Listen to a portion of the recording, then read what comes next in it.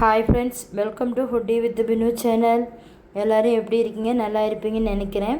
வாங்க ஃப்ரெண்ட்ஸ், நம்ம இப்போ குக்கரில் சிக்கன் கிரேவி எப்படி செய்யுதுன்னு பார்க்கலாம் வாங்க.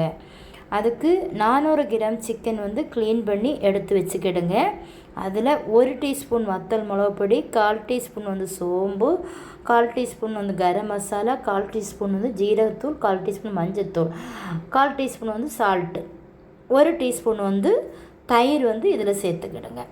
தயிர் சேர்த்துட்டு நல்லா மிக்ஸ் பண்ணி அந்த மசாலாயை மிக்ஸ் பண்ணி எடுத்து வைங்க.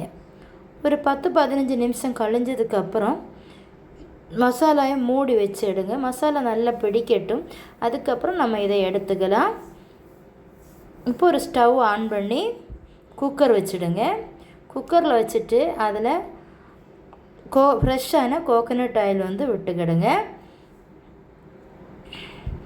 கோகோனட் ஆயில் விட்டு அதில் கடுகு 1/2 டீஸ்பூன், 2 வத்தல் மிளகா இதை ஆயில் ஹீட் ஆனதுக்கப்புறம் போட்டுடுங்க. போட்டுட்டு 50 கிராம் சின்ன வெங்காயம் அதில் சேர்த்துடுங்க.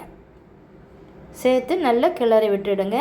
ஃப்ரெஷ்ஷான இஞ்சி பூண்டு பேஸ்ட்டு 1 டீஸ்பூன் அதில் போடுங்க. நல்லா வதக்கி விட்டுக்கிடுங்க.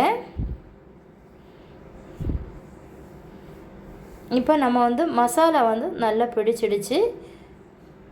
இப்போ அந்த மசாலா எடுத்து குக்கரில் நம்ம போட்டுடலாம். வீடியோ கையில் வச்சு ஷூட் பண்ணதுனால தான். இப்போ சிக்கன் குக்கரில் நம்ம போட்டாச்சு. போட்டதுக்கப்புறம் நல்லா கிளறி விட்டுடுங்க. நான் பாதி கேப்சிகம் கட் பண்ணி எடுத்திருக்கேன். அதே இதில் போட்டுடலாம். போட்டு நல்லா வதக்கி விட்டுடுங்க.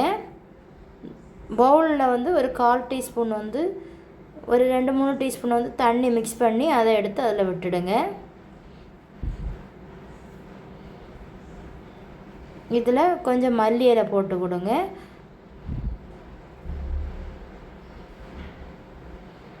மல்லி இலை போட்டாச்சு.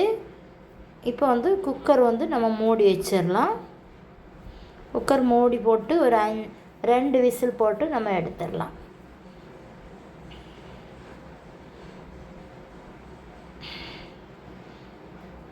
நீங்களும் கண்டிப்பாக இது மாதிரி ட்ரை பண்ணி பாருங்கள்.